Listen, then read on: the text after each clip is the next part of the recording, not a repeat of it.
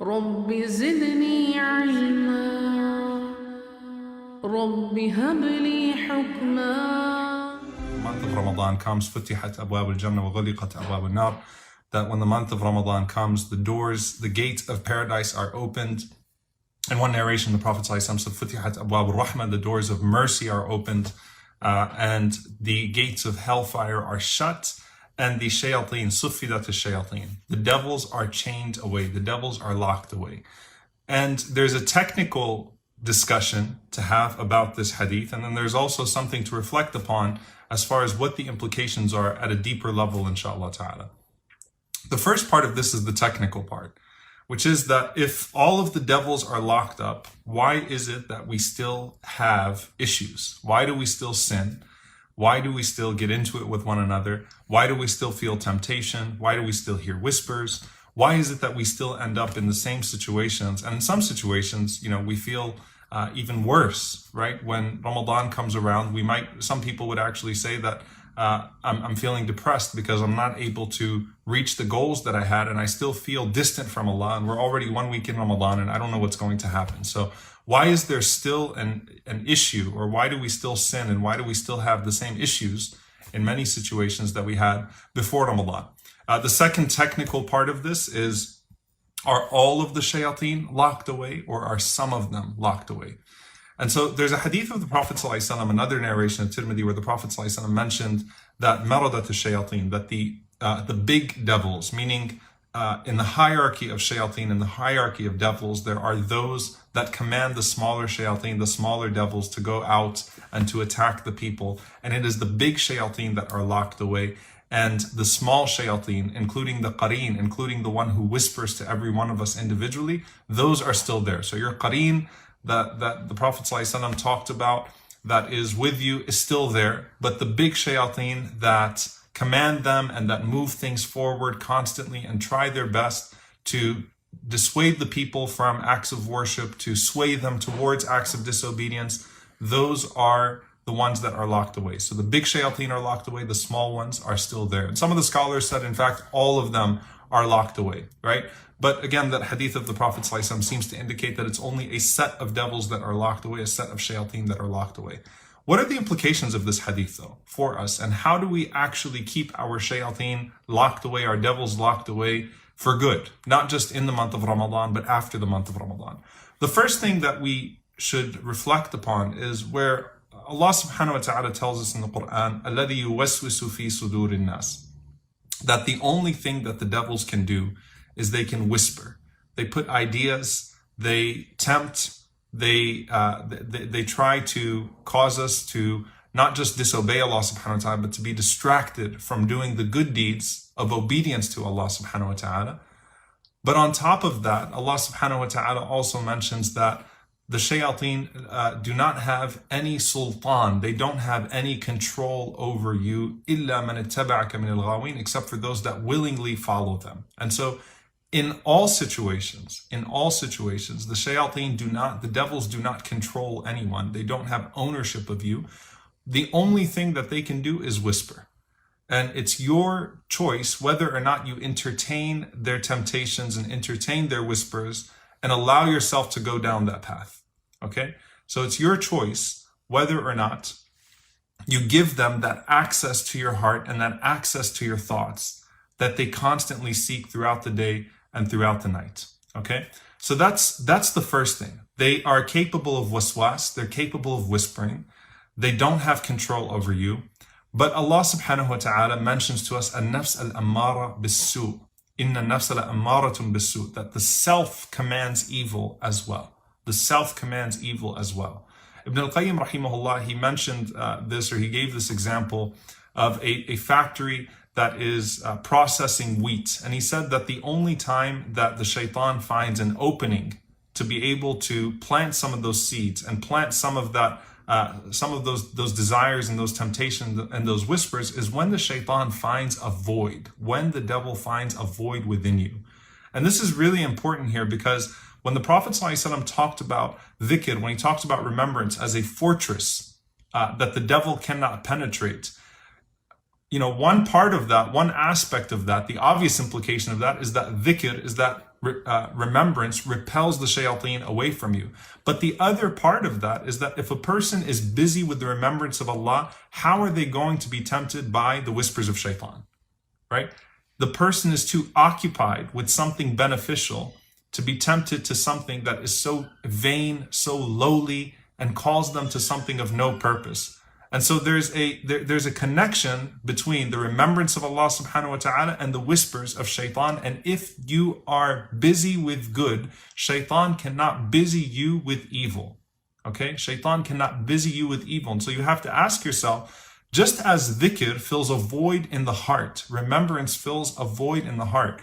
Remembrance to the heart is, as some of the great scholars mentioned, is like oxygen, right? It's our spiritual oxygen. Dhikr is our spiritual oxygen. And when a person is pumping out the dhikr of Allah, that remembrance of God, there is no room for the shaitan to find himself in there to dissuade you there. And so some of the scholars commented on this and they built upon this and they said one of the benefits of this is that if you think about the things that shaitan penetrates in your life, he penetrates your thoughts, he penetrates your deeds, he penetrates your good, he penetrates your social interactions, he penetrates your wealth, he penetrates all of these different things.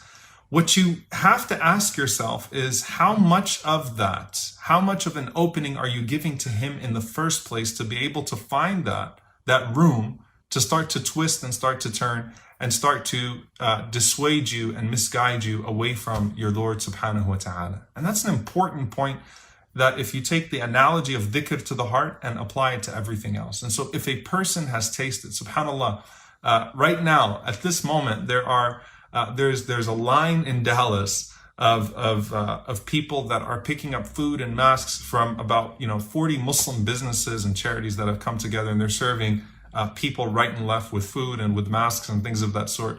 And one of the business owners actually made this comment, which I found very beautiful. He said, Alhamdulillah for this opportunity. He said, Wallahi, the sweetness of being able to serve the people in the street right now is greater than the sweetness of business picking up, because he owns a store where people can come, which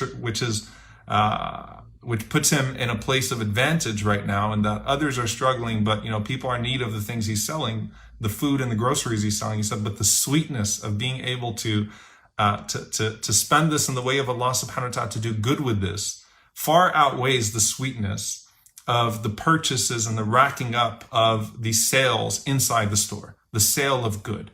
And so you don't, when a person starts to go down that track, how is shaitan going to get in and sway that person towards selling haram, sway that person towards selling that which is prohibited in order to build up their sales? If they're really thinking about how wonderful it is that Allah has given them an opportunity to do good with their wealth. And so you box the shaitan out of your wealth if you're making that connection, and you start to say, you know what? If the sweetness of doing good far outweighs the sweetness of racking up something of this world, something that's material, then why would I sell haram? Maybe it's time for me to move on from something that's prohibited and just focus on that which is good and that which is beneficial. So how do you box the shaitan out? When you think about your social interactions, right? The Prophet ﷺ taught us to have niyyah, to have a sense of intention with everything that they do. When you are making your friendships in the first place, when you are developing your social circles, on what basis are those social circles being developed? And if you just think about if you walk into a meeting and you don't have an agenda, how distracted you're going to be, how far away you're going to go from the actual objectives that are necessary to be fulfilled. And so what is your agenda for everything that you do? And so if the agenda for the heart is to pump dhikr in the spiritual sense, to pump the remembrance of Allah subhanahu wa ta'ala, then where's the shaitan going to be able to insert those seeds? And some of the scholars said that this is what Allah is, or what the Prophet of Allah is referring to in the hadith, where he says, Sufidat shayateen, that the devils are minimized in their influence. Why? Think about it. Dhikr, remembrance of Allah, and the Quran is the greatest dhikr. The Quran is referred to as al-dhikr. It is the greatest remembrance. The remembrance of Allah sends the devils fleeing from your home. And right now people are trying to finish their khatmas of Quran. The masajid on an ordinary basis would be full of the imams, the hufaz that are reciting the Quran out loud for a very long time.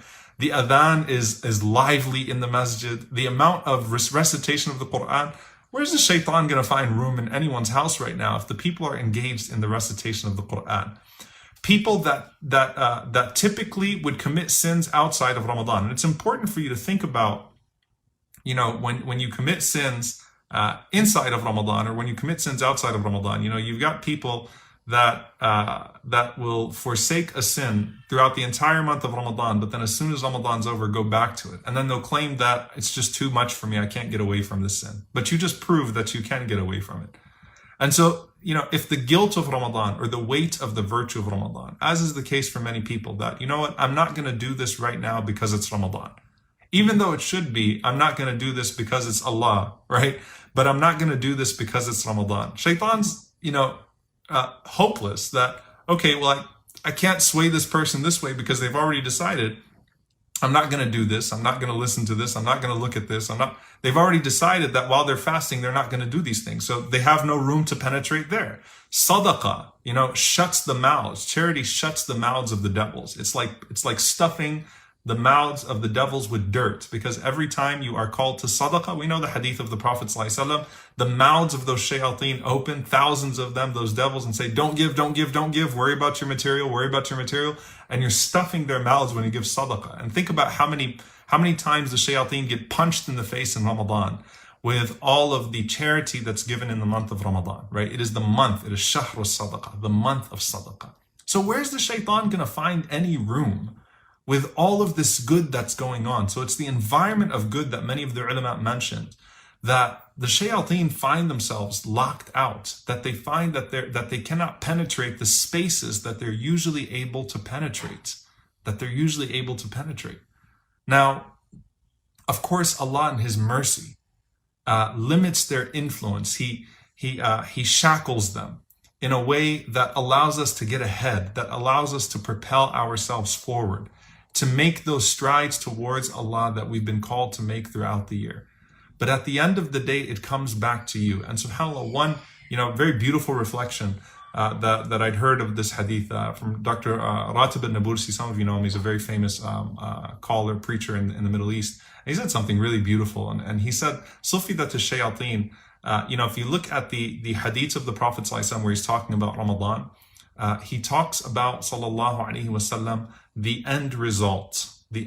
So for example, when you finish a complete Ramadan, may Allah subhanahu wa ta'ala allow us to complete this Ramadan with mercy and with worship, at the end of Ramadan, your place in Jannah is guaranteed for you, right? And you're written down from al-utaqa, you're written down from those that are freed from the punishment of Jahannam, right? It's written down for you at the end of Ramadan that this person has completed this period. They just spent the last 10 nights of Ramadan, may Allah allow us to witness them, saying, Allahumma innaka afuwan tuhibbul afwa fa'fu anni. Oh Allah, you are the one who forgives. You love to forgive, so forgive me. They just finished it, and so Allah writes it all down for them. And so he said, if you think about this person, sufidat ash-shayateen, he said the meaning, one potential meaning that could be extracted from this is that, and this is where we really want to get, that the shayateen that used to bother you with certain sins, that used to be able to find access to you with certain sins, are locked up for good post-Ramadan because you've repented to Allah subhanahu wa ta'ala and you said, I'm not going back to those sins. You've made a firm determination to not go back to those sins. And so it's like the shayateen are put away, just as you're being recorded amongst the people of paradise at the end of Ramadan, like you have finished that beautiful period of fasting, that beautiful period of worship. You have finished that beautiful period of immersing yourself in Allah's mercy. You have engaged the Quran, you've engaged prayer, you cried in supplication.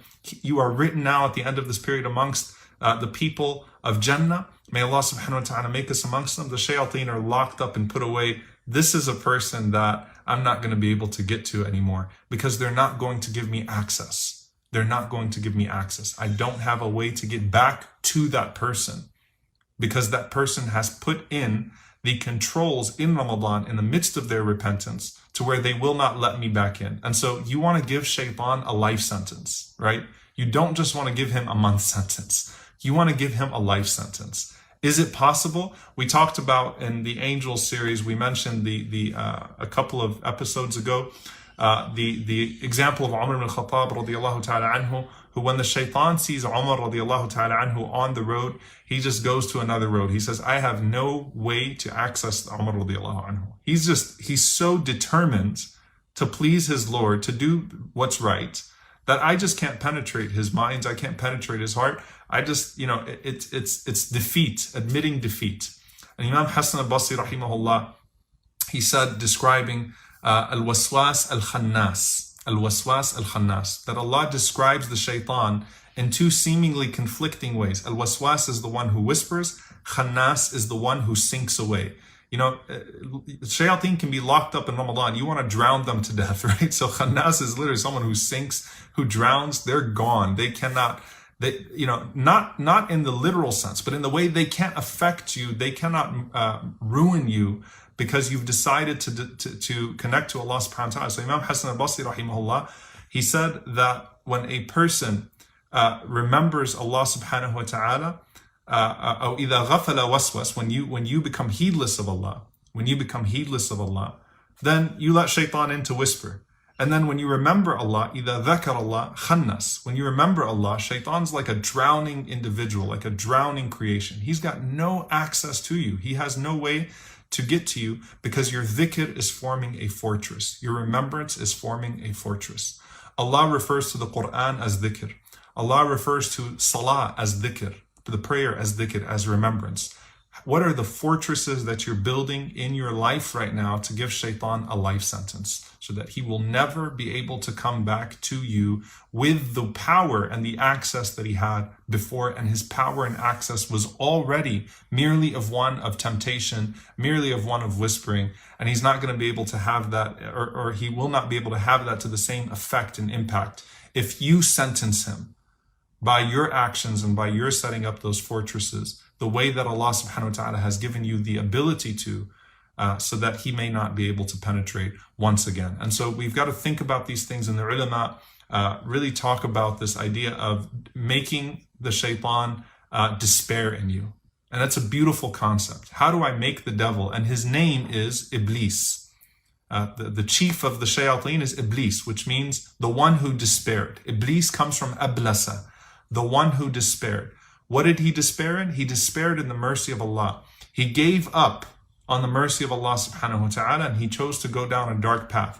How do I make the shayateen despair in me to where they don't feel like they can lead me astray anymore? They lose hope in you.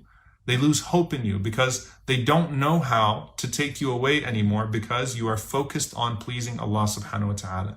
And so the greatest thing that you come out of Ramadan is not that shaitan was put away for a month only to come back at you, viciously, right? Only to come back at you with a vengeance. And a lot of times we see right as soon as Eid happens, things happen. You might not have that access anymore, But in our own individual lives, how do I lock him out?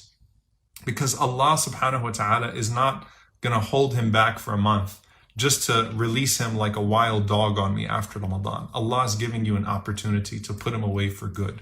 We ask Allah subhanahu wa ta'ala to allow us to fortify ourselves, to guide us to fortify ourselves with the deeds that cause us to be surrounded by the angels and the deeds that cause us to have those angels report to him in a way that's favorable in our regard and in a way that attains his pleasure and in a way that causes our shayateen to despair, just like the chief of those devils despaired in the mercy of Allah. May they despair from leading us away from the mercy of Allah subhanahu wa ta'ala. Allahumma ameen. Assalamu alaikum wa rahmatullahi wa barakatuh.